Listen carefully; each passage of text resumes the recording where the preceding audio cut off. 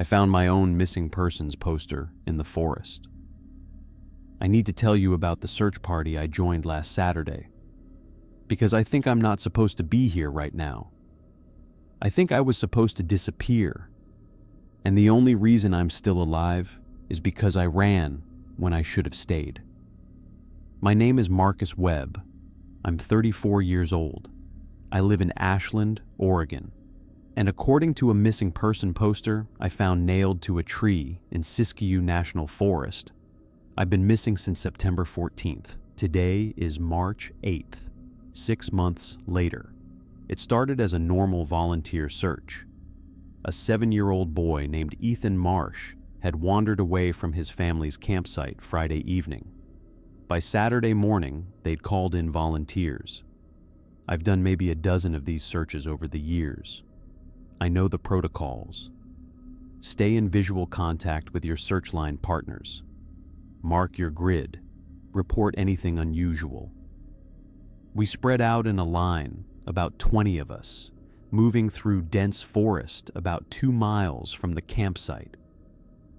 I was between a woman named Carol and a retired firefighter named Jim. We walked slowly, calling Ethan's name every few minutes. That's when I saw the jacket. A small blue windbreaker hanging from a pine branch about 12 feet off the ground. Way too high for a 7-year-old to reach. Way too high for it to have gotten caught there naturally. "Over here!" I shouted.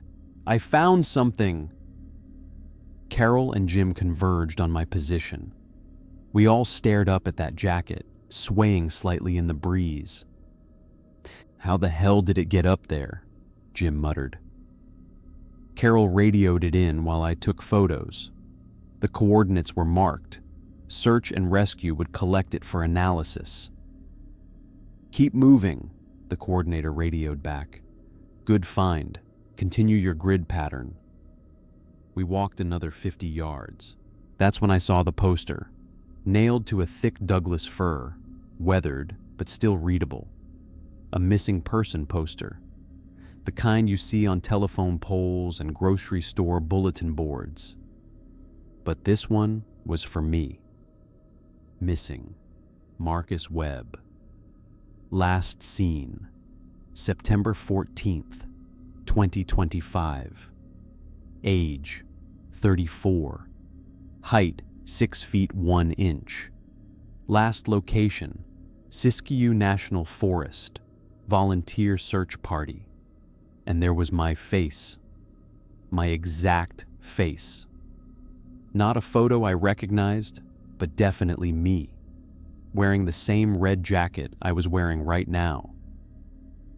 "Guys," I said, my voice shaking. "Look at this." Carol came over, stared at the poster, then at me, then back at the poster. "Is this some kind of joke?" she asked. "I've never seen this before in my life," I said. Jim pulled out his phone, tried to search for my name and missing person. No signal. "This is weird," he said. "Really weird. We should report this." But before Carol could radio it in, I noticed something else. There were more posters. Dozens of them. Nailed to trees in every direction, creating a corridor deeper into the forest. All different people, different names, different dates going back years. But every single one had the same last location. Siskiyou National Forest Volunteer Search Party. "We need to get back to the main group," Carol said. "Now." We turned to retrace our steps, but the forest had changed. The trail markers we'd placed, bright orange flags tied to branches, were gone. The path we'd walked looked different, denser, darker.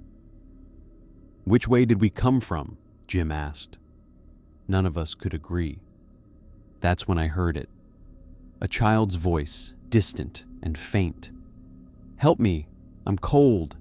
"Ethan." "That's him," Carol said. "That's the boy." She started moving toward the voice. Jim followed. But something stopped me. Every instinct I had screamed, "Don't follow that voice." Because the thing is, it sounded exactly like what a 7-year-old boy should sound like. Too exactly, like someone had studied recordings of children calling for help and replicated it perfectly. "Wait," I said. "Something's wrong. Help me. Please. I'm so cold." The voice came from deeper in the forest, where the trees grew so thick the sunlight barely penetrated. Carol and Jim were already 20 feet ahead, pushing through the underbrush. I looked back at the nearest tree. My missing poster stared back at me. And underneath the photo, I saw something I'd missed before. Small text at the bottom. Marcus was last seen responding to a child's voice during a search operation. He walked into the forest and never returned. My blood turned to ice. "Carol! Jim! Stop!" I screamed. But they didn't stop. They couldn't hear me anymore, even though they were right there. They kept walking toward that voice like they were in a trance. "Help me. It's so dark here." I ran after them, grabbing Carol's arm. She turned to look at me, but her eyes were wrong, glassy, unfocused. "We have to help him," she said in a monotone voice. "We have to find Ethan." "That's not Ethan," I shouted. I pulled her backwards, but she was stronger than she should have been. Jim grabbed my shoulder, trying to pull me away from her. "Let her go, Marcus. We need to find the boy." That's when I saw it, just beyond them, in the shadows between the trees. A shape, human-sized but wrong, too tall, too thin, moving in a way that didn't quite match the rhythm of walking. And it was calling in Ethan's voice. I did the only thing I could think of. I punched Jim in the face. He stumbled backwards, and for just a second, clarity returned to his eyes. "Run!" I screamed at both of them. "Run!" I didn't wait to see if they followed. I just ran, crashed through branches, leaped over fallen logs, tore through brush that ripped at my clothes. Behind me, I heard the voice change. It wasn't Ethan anymore. It was my own voice. "Marcus, wait! Come back! We found him! Marcus!" My voice calling my own name, getting closer. I ran until my lungs burned, until my legs screamed, until I burst out of the tree line onto a Forest Service road. A truck was parked there, search and rescue. Real people. I could see their radios, their gear, their confused faces as I collapsed in front of them. "Please," I gasped. "There are people in there. Carol and Jim. They're following something. You have to stop them." They radioed for backup, organized an immediate extraction team. But here's the thing that still haunts me. When they went in to look for Carol and Jim, they found them half a mile away, standing in our original search grid. Both claimed they'd never left, never saw any posters, never heard a child's voice, and they both swore I was the one who disappeared. "You just walked off," Carol told the coordinator. "You said you saw something and went into the trees. We called after you, but you didn't respond. We searched for 20 minutes before heading back to report it." "That's not what happened," I said. "We walked together. We found the posters. You saw my poster." But there were no posters.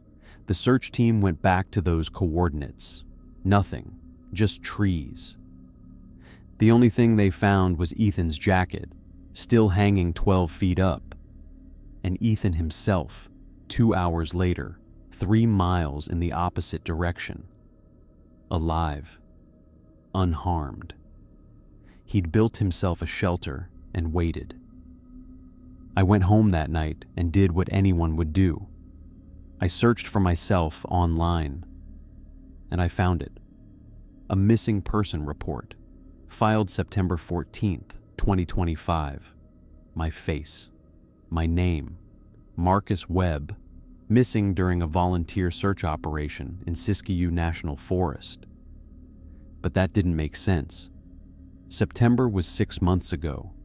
I'd been home, working, living my normal life. Hadn't I? I checked my phone's photo gallery. September 14th should have been a normal work day, but there were no photos from that day, or the day after, or the entire week after. I checked my email, calendar, nothing from September 14th through September 21st. 7 days, just gone. I called my sister. Hey, weird question. Did anything strange happen to me last September? Like mid-September? Long pause. Marcus, we talked about this already. You don't remember? Remember what? You went missing for a week. You were volunteering for a search party and you just vanished. They found you 7 days later, walking out of the forest. You said you didn't remember anything. The doctor said it was a dissociative episode from stress. I felt the room spinning. And I've been normal since then? Define normal, she said. You've been quieter. You stopped volunteering for searches. But yeah, you've been here. You've been present. After we hung up, I sat in silence for a long time. Then I went to my closet and pulled out the red jacket I'd worn on Saturday's search. The one I was wearing when I saw my own missing poster. I turned it inside out, checking the pockets. In the inner lining, I found something I'd missed before. A small tear in the fabric. And inside, folded tight, was a piece of paper. I unfolded it with shaking hands. It was a list, handwritten, in my handwriting. Rules for Marcus Webb. Never volunteer for search parties. Never respond to voices in the forest. Never go back to Siskiyou. You got out once, you won't get out twice. The forest remembers you. Below that, in different ink, like it had been added later. You came back. Why did you come back? I don't remember writing that list. I don't remember being missing for 7 days.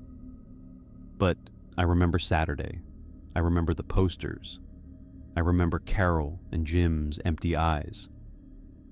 And I remember that whatever was in those woods knew my name, had a poster ready for me, had been waiting. Here's what I think happened.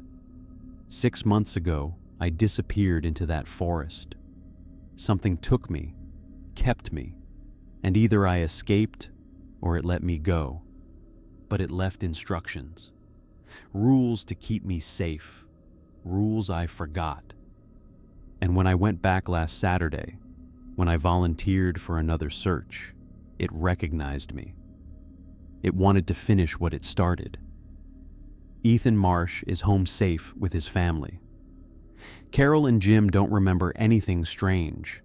The official report says I experienced a stress-induced hallucination.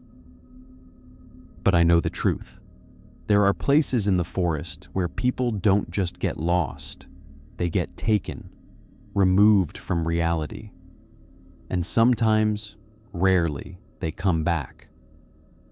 But they come back changed, with gaps in their memory, with rules written in their own handwriting that they don't remember writing. I'm one of the lucky ones. I got out twice. I'm telling you this story because people need to know. If you ever volunteer for a search party and you find something impossible, clothing 12 feet up a tree, posters that shouldn't exist, voices that sound too perfect, don't investigate. Don't follow. Don't try to be a hero. Just turn around and walk away. Because the forest is patient. It sets traps. It waits for people who think they can help. People who think they can solve mysteries. And once it knows your name, it never forgets. Last night, I heard a child's voice outside my apartment window. "Help me, I'm cold." I live on the 4th floor. There's no way a child could be outside my window. I didn't look. I closed the curtains, turned on every light in my apartment, and sat with my back against the wall until sunrise. When morning came, I found something on my doorstep. A small blue windbreaker, child-sized, soaking wet even though it hasn't rained in days. Ethan's jacket, the one that was hanging 12 feet up in the forest, and pinned to it was a note in that same handwriting from the list.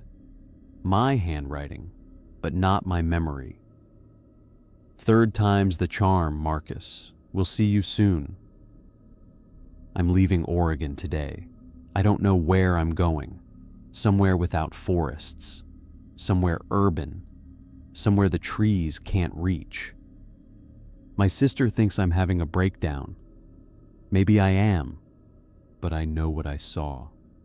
I know what's hunting me. And I know that every time I escaped, I left something behind in those woods. Part of my memory. Part of my time. Part of myself.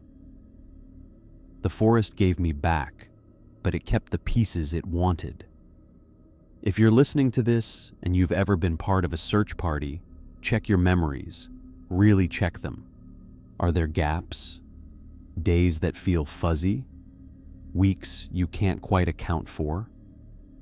Have you ever found rules written in your own handwriting that you don't remember creating? Because the Siskiyou Forest isn't the only place this happens. It's everywhere. National parks, state forests, anywhere people go missing and sometimes, just sometimes, come back. My name is Marcus Webb. I disappeared twice. I won't let there be a third time. And if you ever see a missing person poster with your own face on it, nailed to a tree in the middle of nowhere, run.